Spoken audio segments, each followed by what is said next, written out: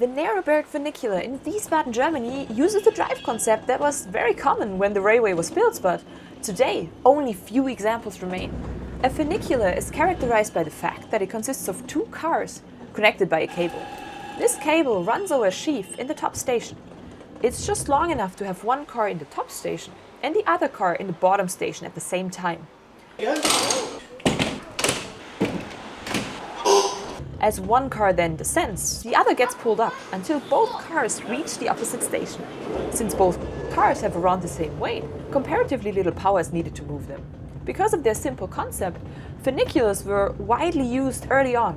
When a funicular is built today, they're mostly powered by an electric motor, but this wasn't an option in 1888 when the Neroberg funicular was built. At that time, powerful electric motors and grids were still being developed, so gravity was used instead. Therefore, the upper car must be heavy enough to pull up the lower car through the cable as it rolls downhill, obviously including all the passengers who had boarded at the bottom. For this purpose, each of the two cars has a water tank that can hold up to 7 cubic meters. This means that each car can be loaded with up to 7 tons of water. When you open this valve, the water flows into the car. On the side of the car, you can see how much water is already in the tank. It's interesting to know that the tank's not always completely filled, because this would lead to unnecessary wear and tear, as only enough water is needed to make the top car heavier than the bottom one. Therefore, the train operator gets an indication of how many people are boarding at the bottom. Now the weight can be adjusted. 3,500 liters are always filled in, and an additional 80 liters per person is added. It can take up to 10 minutes to fill the tank. Once the tank is full, the trip can begin. Sie bremsen schon auf? There's a brake on board that's operated by the funicular driver. It must be applied to prevent the car from going too fast.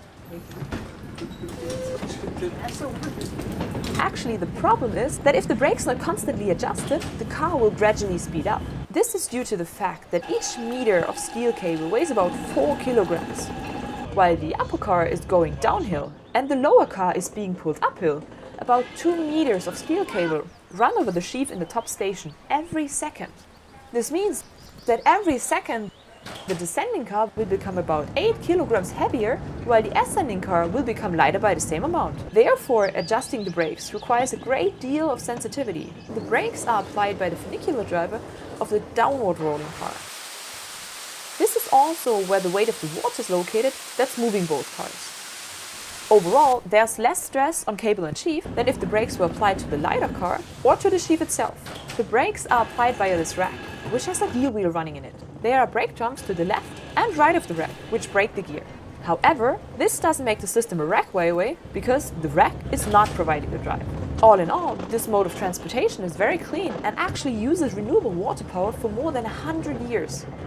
At least almost. At the top station, there's a spring that's feeding a water reservoir. This water is used to power the funicular, but it's not always enough. For this reason, a steam engine was built to pump the water back up when the source was insufficient. The original pump was electrified in 1960. Operation with water ballast was maintained. Of course, it's advantageous if there's a natural spring at the mountain station. However, there are other options, such as in Fribourg, Switzerland, where the wastewater of a mountain village is used. If you look closely at the track, you'll see an interesting construction. The two cars share the middle track, while the outer track and rack are available individually for each car. Only the middle, where the two cars have to avoid each other, the tracks are separate, and each car gets its own complete track. This saves space in a fourth rail, and still, you don't need a switch at a passing point.